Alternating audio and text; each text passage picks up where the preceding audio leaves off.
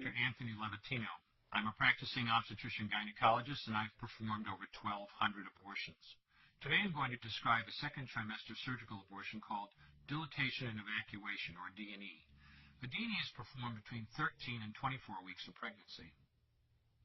After administering anesthesia, the abortionist uses a weighted speculum, like this one, that opens the vagina widely. Because second trimester babies are so large, this greater access facilitates a late-term abortion. Late-term abortion requires that the cervix be prepared 24 to 48 hours in advance with laminaria.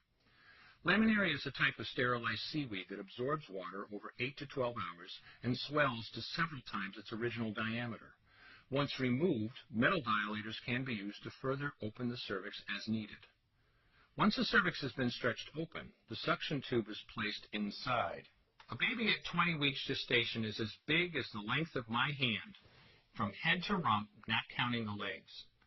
The suction machine is turned on, and pale yellow amniotic fluid surrounding the baby is suctioned out through the catheters. With babies this big, they don't fit through catheters this size. The baby's bones and skull are too strong to be torn apart by suction alone. This is a Sofer clamp. A Sofer clamp is made of stainless steel. It's about 13 inches long. The business end is about 2.5 inches long and 1/2 inch wide, and there are rows of sharp teeth. This is a grasping instrument. When it gets a hold of something, it does not let go. The abortionist uses this clamp to grasp an arm or a leg. Once he has a firm grip, the abortionist pulls hard in order to tear the limb from the baby's body. One by one, the rest of the limbs are removed, along with the intestines, the spine, and the heart and lungs. Usually the most difficult part of the procedure is extracting the baby's head, which is about the size of a large plum at 20 weeks. The head is grasped and crushed. The abortionist knows he's crushed the skull when a white substance comes out of the cervix. This was the baby's brains. The abortionist then removes skull pieces. He removes the placenta and any leftover parts of the baby with a curette, scraping the lining of the uterus for any remaining tissue. The abortionist then collects the baby parts and reassembles them to make sure that there are 2 arms, 2 legs, and all the pieces.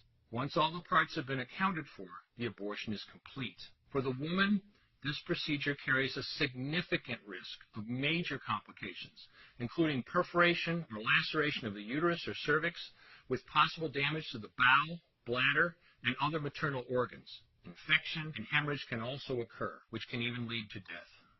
Future pregnancies are also at greater risk for loss or premature delivery due to abortion-related trauma and injury to the cervix. As I mentioned at the beginning, I'm Dr. Anthony Levatino, and in the early part of my career as an OBGYN, I performed over 1,200 abortions.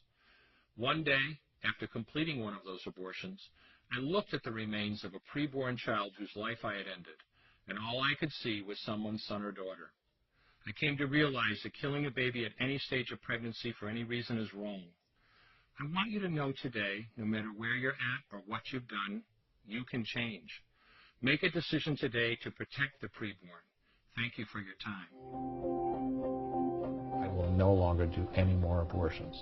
When you finally figure out that killing a baby that big for money is wrong, that it doesn't take you too long to figure out it doesn't matter if the baby is this big or this big or this big or maybe even this big, it's all the same. And I haven't done any since then, and I never will.